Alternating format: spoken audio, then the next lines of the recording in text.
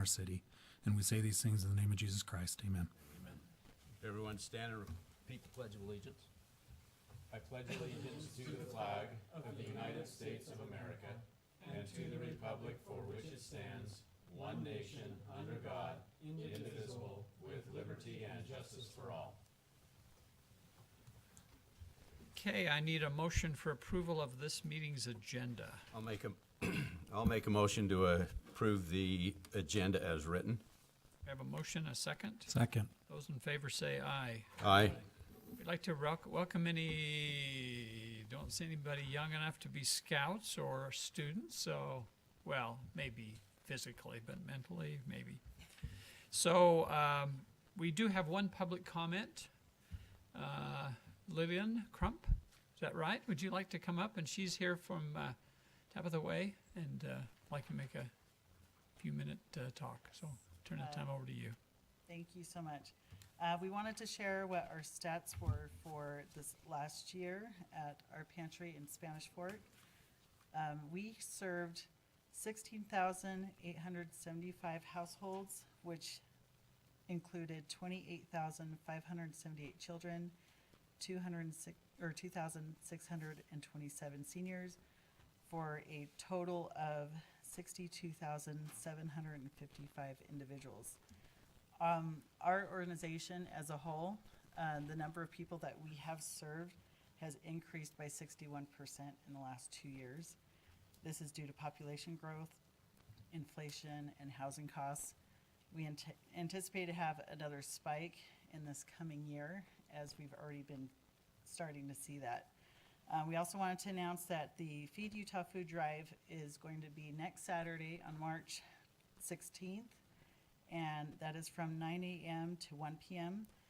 And the locations that residents can drop off to if they're wanting it to come specifically to Tabitha's Way is at the Santaquin Macy's, Spanish Fork Macy's, and then our pantry location in Spanish Fork.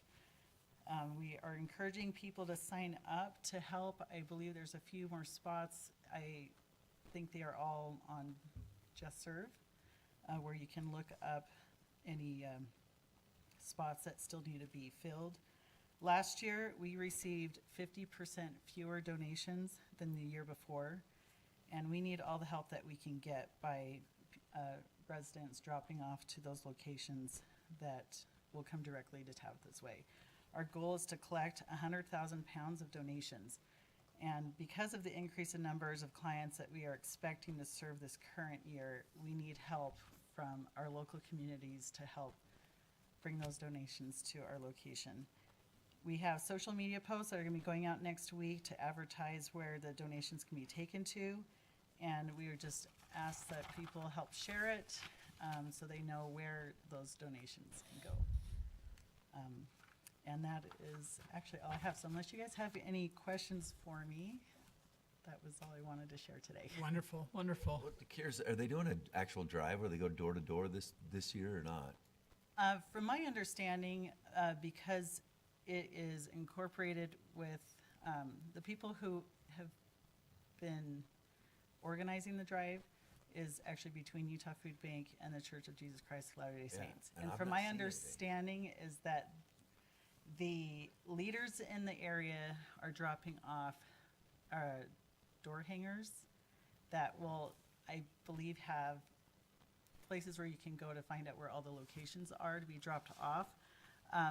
But Not picking up, or do you know? I know nothing about that part. Usually by now, I mean, I serve in a ward, and we've not seen it. I you do like know Kiwanis, when the Kiwanis just come, from we what- get it way in advance, and I've not seen anything. From what I am hearing, because pantries tend to not be involved in the planning of this Yeah, event. you just get you don't. I've been Have told you- that. Has anybody else seen anything or heard anything? I haven't.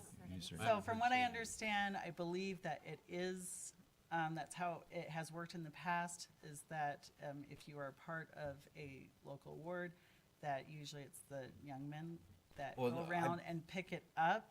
Yeah, but usually we know about but it. we haven't seen any And it's announcement a week about it. from Saturday, and I've not heard about it. And unfortunately, I know the young men pretty well. I mean, this is the reason why we're here, right? So to inform people about it. So unfortunately, Yeah, well, I'm not I sure. don't want to shoot the messenger. Yeah, No, not gonna I'm shoot the just, messenger. I don't know who the people are that you're supposed to Yeah. be speaking to and coordinating that, but Have him it call Bryce is, Packard because he does a great.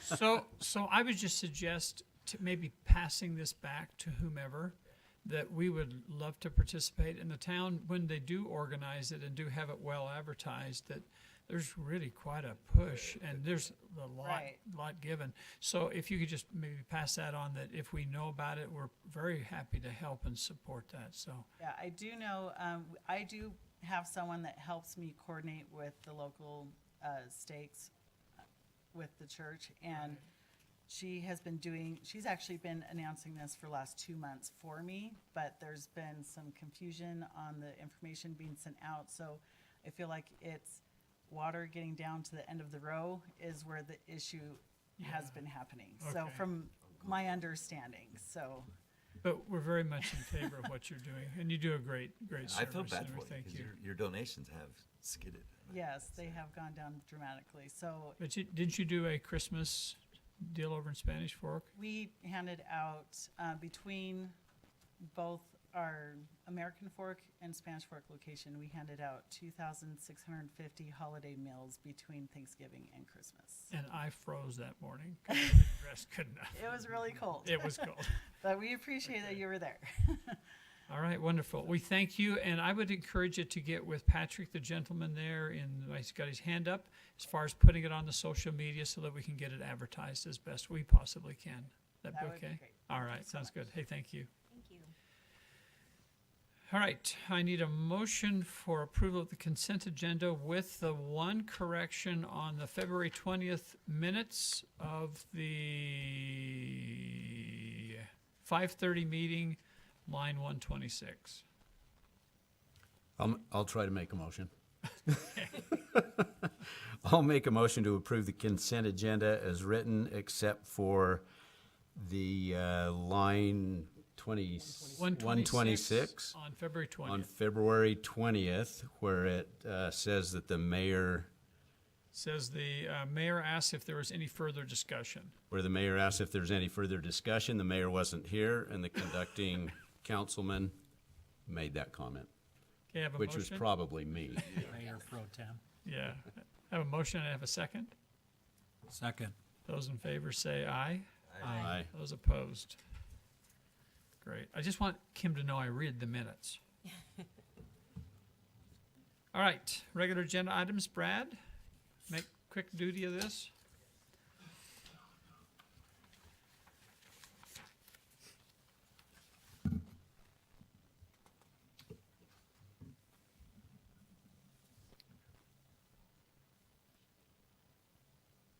So today, we're bringing towards the council a property purchase. Currently, the city owns about 13.23 acres just west of the Northwest Railroad tracks, just south of the Whitehead generation facility.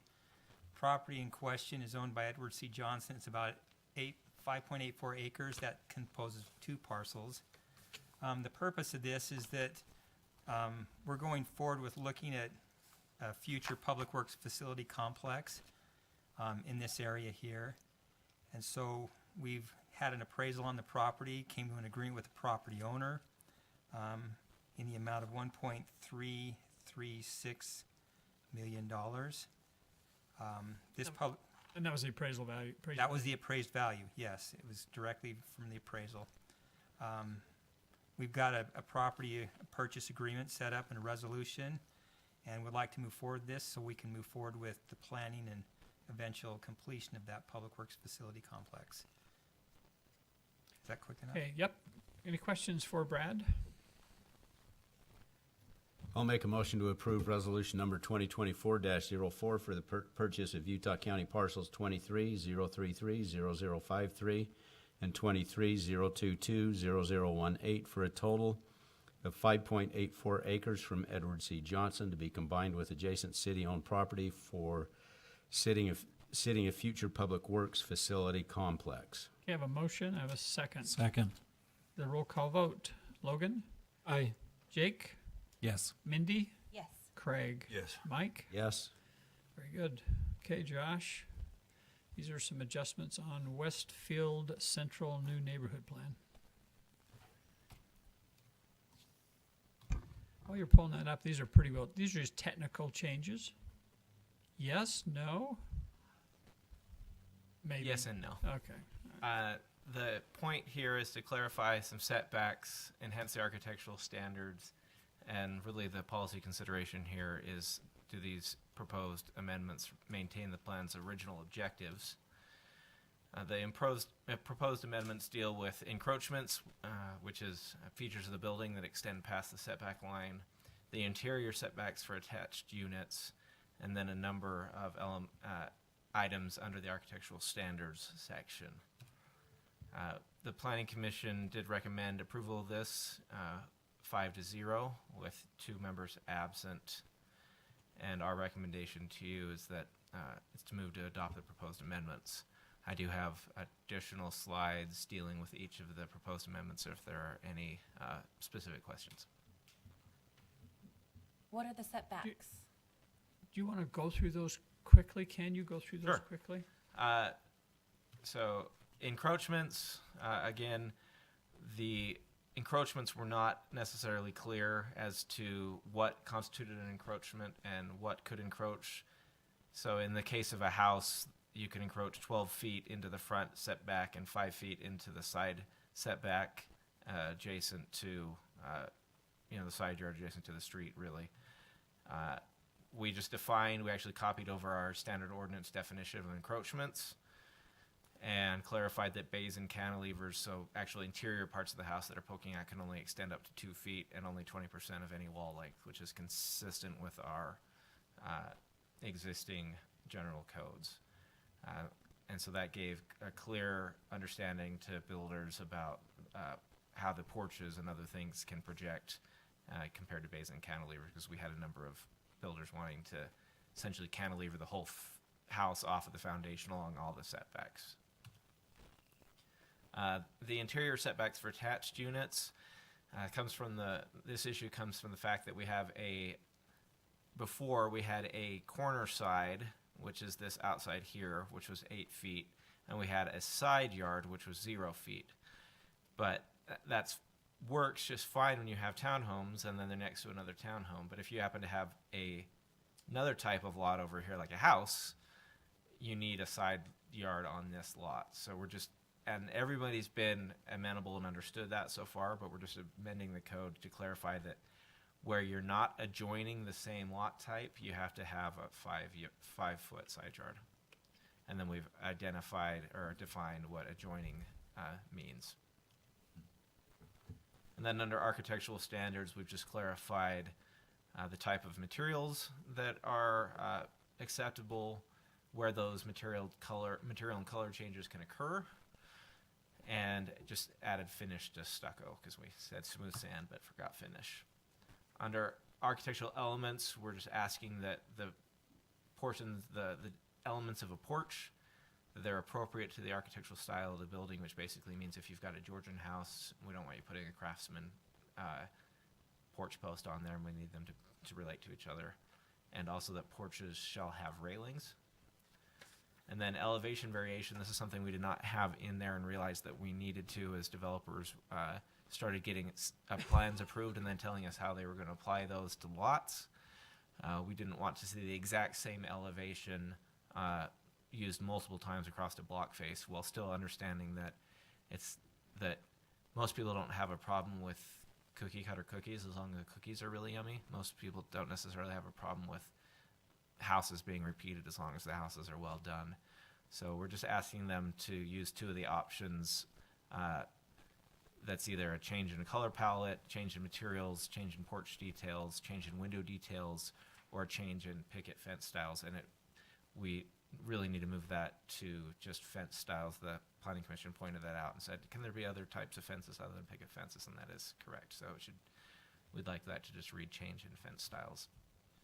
And this just illustrates on some very simple new cottages how these are all exactly the same plan, same structural drawings. They're just different porches, different windows.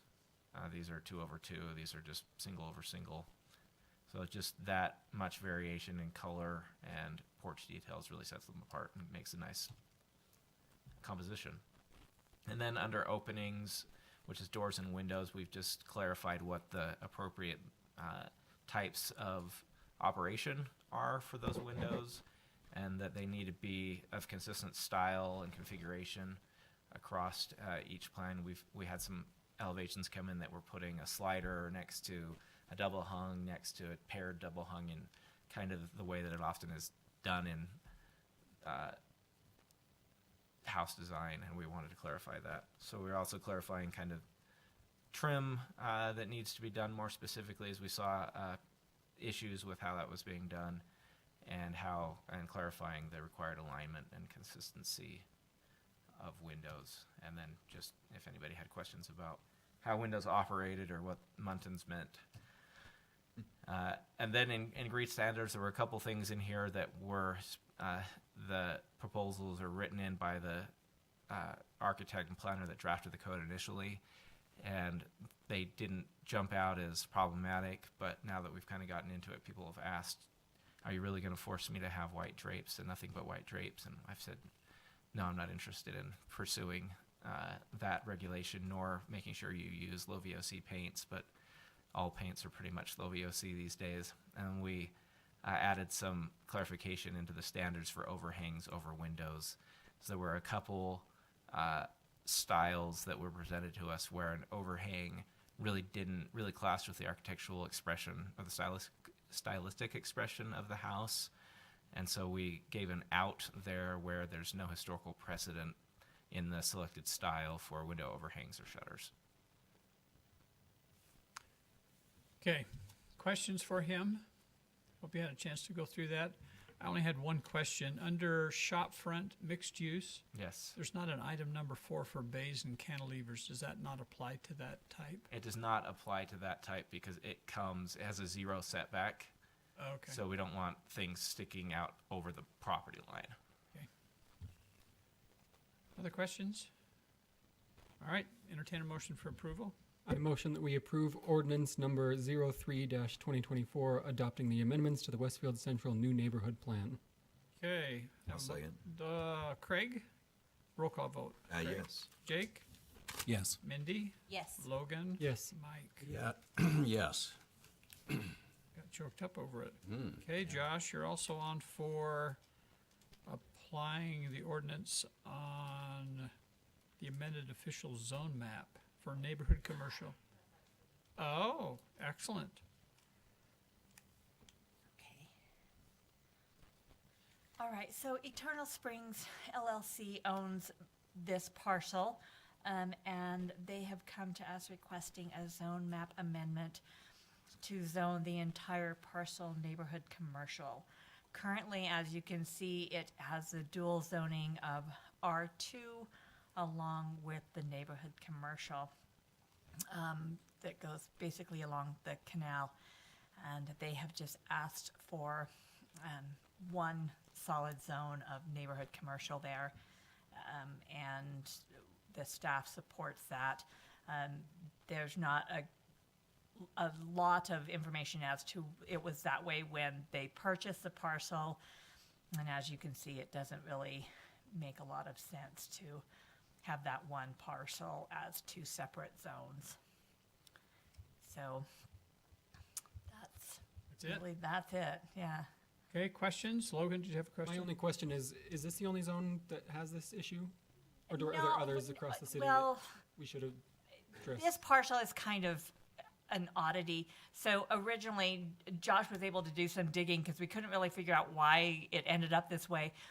And it happened as part of when all of that area was owned by one person quite a few years ago and then was subdivided.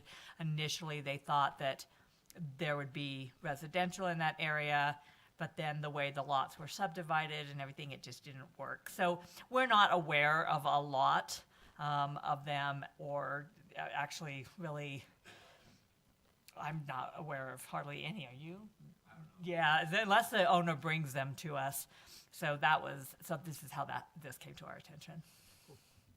And neighborhood commercial, that is mixed use? Or is that something different? It is more set for services that may be needed frequently, maybe once a week, and are kind of a higher, like something like your banks. The area around it, as you can see, is also neighborhood commercial. So banks, stores, fast food, that type of stuff. But no, it is not No, mixed use. residential, okay. Okay. Other questions? Okay, I'll entertain a motion. I'll make a motion to approve ordinance number 04-2024, amending the official Springville zone map to apply the neighborhood commercial zone to the entirety of parcel 23-031-0089. I have a motion, second. I'll second. Okay, roll call vote. Mike? Yes. Mindy? Yes. Jake? Yes. Craig? Yes. Logan? Yes. All right, that's it for the open session. I need a motion for approval to adjourn to a closed session for legal and property. I'll make a motion to to adjourn the regular session and go into closed session for legal and property. Motion, have a second? I'll second. Those in favor say aye. Aye. Aye. Opposed? It's Okay. a roll call vote for closed session. I don't think so. I think it's a regular vote. Isn't it, Kim? Or is it roll call? It's roll Oh, call. very good, Logan. Okay, I'll start with you, Yes. Logan. Mike? Yes. Mindy? Yes. Craig? Yes. Yes. Jake? Good catch. Okay. You've done it for like 2 months, and I've done it for 8 years, and I don't get it right.